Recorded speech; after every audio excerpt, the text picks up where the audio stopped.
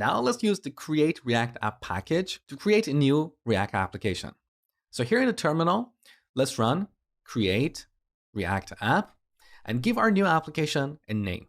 Let's call it React app. Now this is going to install React as well as all the third-party libraries we need. So it's going to install a lightweight development server, Webpack for bundling our files, Babel or Babel for compiling our JavaScript code, as well as a bunch of other tools. So when you create an application using Create React App, you don't have to do any configuration. All the configuration is done for you. However, if you want to customize this configuration for your production environment, you can always eject by running npm run eject. We'll look at this later in the future. So now we have a fully working React app. Let's go to this new folder, React app, and run npm start.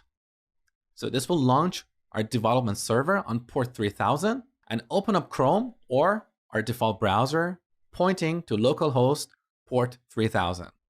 Now let's go back to VS Code and see what we have in this folder. So here we have 3 folders, Node modules, which is where we have all the third-party libraries as well as React itself. We never have to touch this, so let's not worry about it. We've got this public folder where we have the public assets of our application, such as a favorite icon and index.html. Now, if you look at this file, this is a very simple template. It doesn't really have anything. So a bunch of meta tags in the head section, as well as links to our manifest.json file and favorite icon. Manifest.json includes a bunch of metadata attributes about our application. Again, we don't have to worry about this, but if you look further below, here in the body section, you can see a single div with the ID root. This is where our React application is going to appear. So this div is the container for our React application, as you will see shortly. Now back to our files panel. We've got the source folder where we have a basic component that is app component. And that component is responsible for rendering this black banner on the top. So the output of that component is what you see here. Let's have a quick look at app.js. So you can see here we are using ES6 classes. We have a class called app that extends component, which is one of the built-in classes in React. Now, as you can tell, as a React developer, you need to understand what classes are and how to use them. If you're not familiar with these classes, I have a comprehensive course called Object-Oriented Programming in JavaScript. There, I cover classes in full detail. But to help you get started quickly, in the next section, I'm going to give you a quick overview of all the modern JavaScript features that you're going to use frequently in React applications. So if you're not familiar with classes or modules, don't worry for now. We're going to get to them shortly.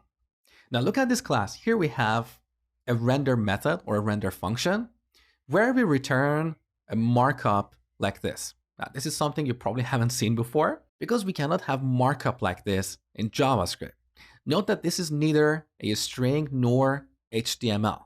This is what we call JSX, which stands for JavaScript XML. So we use this syntax, which looks very familiar to us, to describe what the UI is going to look like.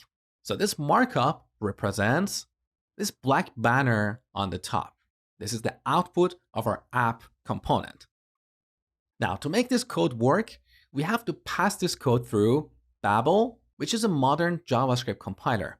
So Babel will take this JSX syntax and convert it to plain JavaScript code that browsers can understand.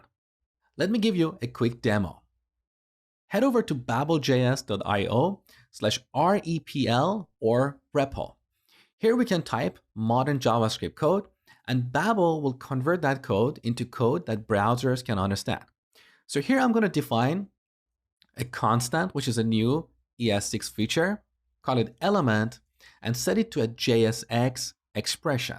So H1, let's say hello world, and we close it here. Again, note that here we are not setting element to a string. This is JSX, so we don't have quotes here, right?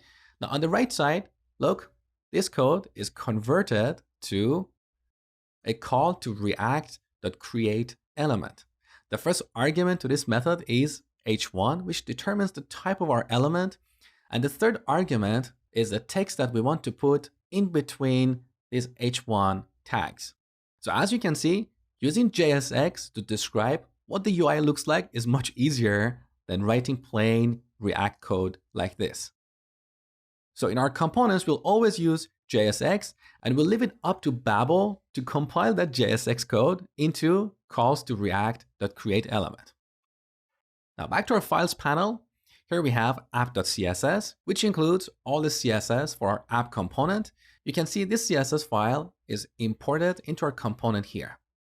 We also have a test file that is app.test.js. In this course, we're not going to look at testing. That's a topic for my advanced React course. We also have index.js, which is the entry point for our application. Don't worry about the code here. We're going to write it from scratch in the next lecture. Similarly, we have index.css. We also have logo.svg, which is the logo of our application. And finally, register service worker.js. This is some code that is automatically generated by Create React App, and it may change or disappear in the future. But at the time of recording this, basically what this file does is it serves assets from a local cache in a production environment. So for now, we don't have to worry about this. Next, I'm going to show you how to write some React code from scratch.